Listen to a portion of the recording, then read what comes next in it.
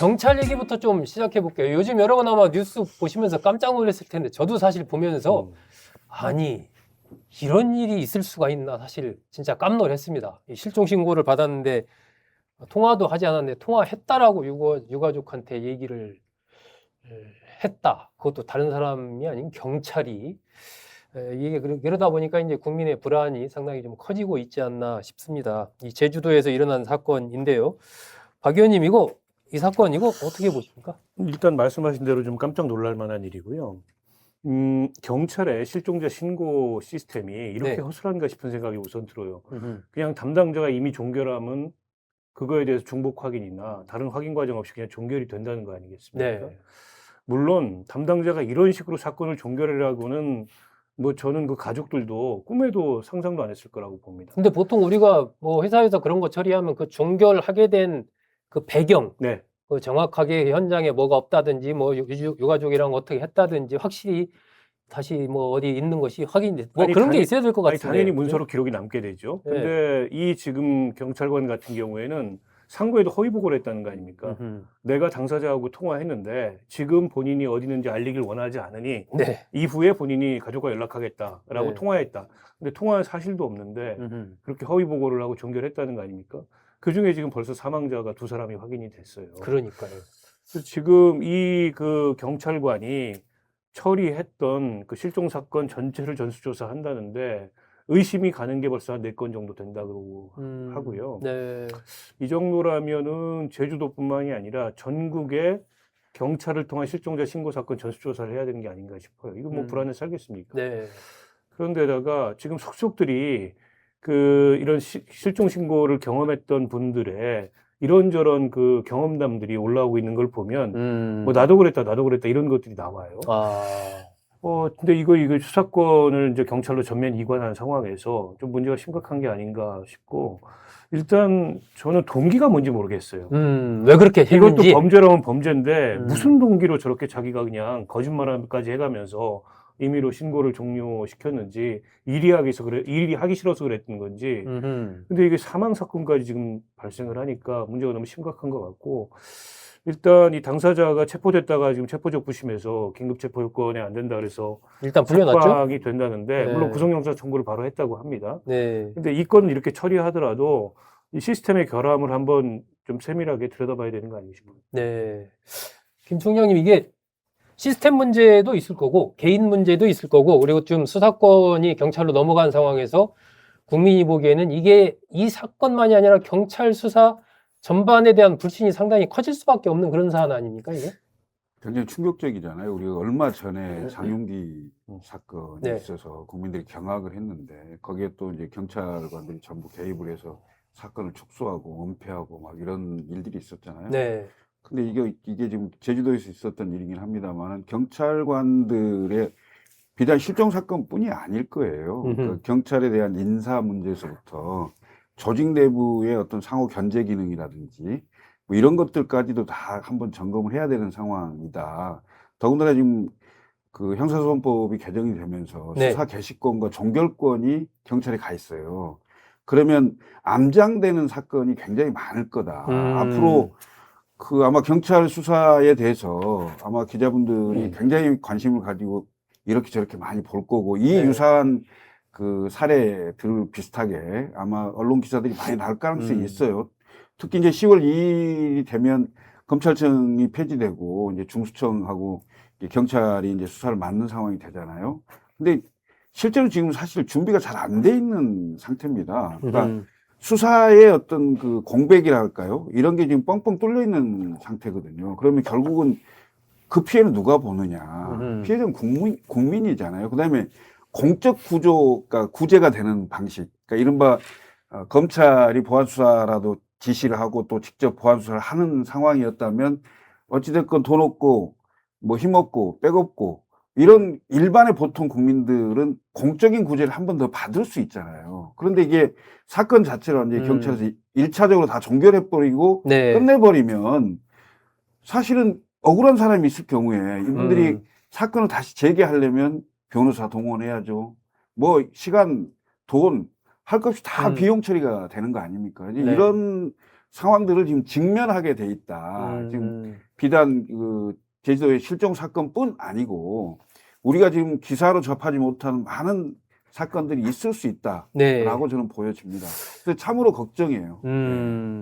이게 박 의원님 어쨌든 이제 이 개인, 이 경찰이 왜 그렇게 했느냐는 이제 조사를 진행해 봐야 좀 알 네. 것 같고, 네. 그런데 어쨌든 이 시스템에서의 구멍, 이 부분, 이런 것에 이렇게 시스템이 허술한 상태에서 과연 경찰을 믿을 수 있냐, 이런 상황이기 때문에 이번 사건에 국한해서 본다면 시스템의 보완, 어떤 방향에서 좀 근데 이루어질 이 것 실종자 신고 뭐 처리와 관련된 업무가 검경 수사권 조정과는 조금 무관한 영역일 수는 있어요. 원래 경찰이 처리하던 업무일 수 있는데, 근데 하나를 보면 열을 한다고. 그렇죠. 근데 이런 사건조차 일선에서 이렇게 처리가 되고 있다면 지금 경찰이 이제 1차 수사권, 뭐 종결권까지 다 갖게 되는데, 심지어 이제 보안 수사권도 없어졌기 때문에 수사권을 전적으로 경찰이 다 갖게 되는 거 아니겠습니까?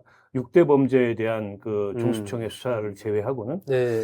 근데 국민들이 불안해서 음. 이렇게 되면 경찰 수사에만 의지할 수 있겠는가. 더군다나 이제 범죄 피해자가 되는 사람들 같은 경우에 지난번에 이제 장유기 사건도 그랬고 부산 돌려차기 사건 피해자도 그렇고 어쨌든 보안 수사권이 필요하다라는 의견을 그 제시하고 있음에도 불구하고 지금 뭐 어쨌든 민주당이 국회에서 이걸 밀어붙이는 바람에 보안 수사권 폐지까지 결론이 났고 10월 2일이면 이제 중수청 공소청이 출범을 했고 중수청 공소청 출범에 따른 여러 가지 직제나 뭐 인력이나 이런 거 논의가 되고 있는데 뭐 직제 인력은 둘째치고 이후에도 어쨌든 그동안에 검찰이 어쨌든 직접 수사를 담당하거나 혹은 보안 수사를 담당할 때와 경찰 수사가 다름이 없어야 되잖아요. 거기에 어떤 결함이 발생하면 이게 이제 좋은 어떻게 보면 이제 개혁이라고 보기가 어렵지 않습니까? 근데 벌써부터 이런 우려가 나오고 있어서 적어도 보안 수사권 문제에 대해서는 다시 한번 숙고해야 되는 상황이 아닌가 싶고, 물론 이제 민주당으로서는 법 시행도 이전에 이미 개정한 법을 다시 고치긴 쉽지 않을 거예요. 일종의 자기 부정을 하게 되는 상황이기 때문에. 그러나 이제 법 시행 이후라도 문제가 발견되면 그 즉시 저는 개정에 나서야 된다고 생각하고, 이거는 국민의 생명, 안전, 재산이 연결된 문제예요. 그리고 어쨌든 형사소송 제도라는 게 공권력인 검찰이 국민을 대리해서 피해자를 대리해서 형사소송의 당사자가 되는 원리를 담고 있잖아요. 대신에 이제 사적 보복을 금하는 거죠. 근데 이렇게 어떻게 보면은 그런 역할이 헐거워지면 이제 그 자력구제가 가능한 뭐 재력이 있거나 네, 아니면 법을 잘 알거나 뭐 이런 사람들은 모르겠지만 그게 불가능한 사람들은 결국 이제 범죄 피해로부터 이제 구제가 잘 안 되거나 혹은 범죄 피해로부터 본인 보호가 잘 안 되는 이런 상황이 발생하지 않습니까?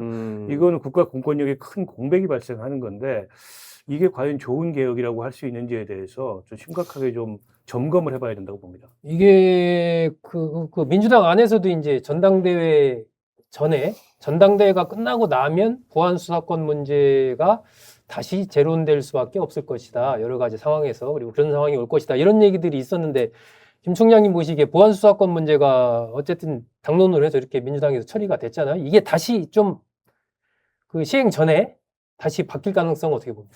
저는 민주당이 견디기가 좀 어려울 것 같아요. 현 상태를 견디기 어려울 왜냐하면 거다. 지금 제주도, 그다음에 장기 사건, 돌려차기 사건 이런 사건들이 네. 한두 건 더 언론에 나오게 되면 사실상 국민 정서로 보면 경찰의 수사를 믿을 수 없다라는 게 있을 것 같고요. 이른바 공적 구제를 할 수 있는 기능이 결국은 검찰에 있었던 건데 암장되는 사건은 정말 찾기 힘들거든요. 네. 사실은 경찰이 수사 개시와 종결을 해버리고 나면 검찰로는 아예 안 가는 거잖아요. 기소 여부만 물어본단 말이죠. 그러면 그러니까 서류만 보고 기소 여부만 결정하고 검찰은 결국은 그 재판에만 임하게 되는 상황일 건데 수사에 전혀 관여가 안 되는 거잖아요. 그래서 이런 피해자들이 많이 나오게 되면 대단히 국민 여론이 좋을 수가 없습니다. 특히 사회적 약자라고 할 수 있는 여성들 있잖아요. 젊은 여성들. 이런 분들이 기본적으로 민주당 지지가 굉장히 강했는데 이 보안수사권 폐지 이후에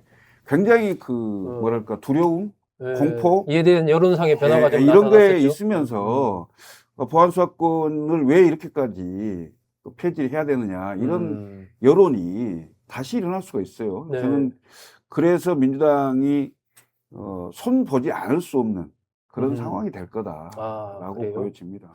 이 박 의원님은 아까 어쨌든 뭐 그럴 수도 있지만 시행 이후에 문제가 생겼을 때 고치자는 여론이 일지 않겠느냐.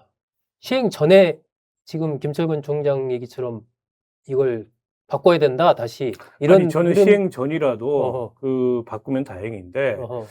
그럴까요? 예, 현실이 제가 보기에는, 예, 자기 부정을 해야 되는 사안이어서 지금 음. 민주당 내에 이 사안에 대한 뭐 강경파의 변함없는 강경한 입장이나 네네. 거기에 끌려다니고 있는 당 전체의 음. 모습으로 봤을 때 쉽지 않다. 음. 그러니까 정성호 장관이 지금 당으로 돌아가겠다. 그러고 얘기하면서 보안수사권 폐지 관련돼서 문제가 발생하면 네.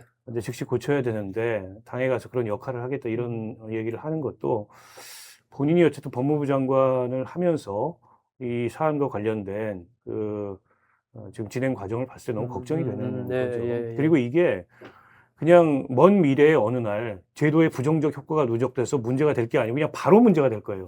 바로. 그렇죠. 그렇지 않습니까? 그렇죠. 범죄라는 건 우리가 뭐 언제 일어날 것이라는 게 예상되는 게 아니고 그걸 뭐 조정할 수 있는 것도 아닙니다. 범죄는 늘 일어날 수 있어요. 근데 그 범죄 그 피해에 대한 대응이라는 게 즉각적이어야 되는데 지금 이 검경 수사권 조정 이후에 전체적으로 이제 수사 지연 문제가 심각하다. 네. 수사 지체 문제가 이런 현장의 의견이 있잖아요.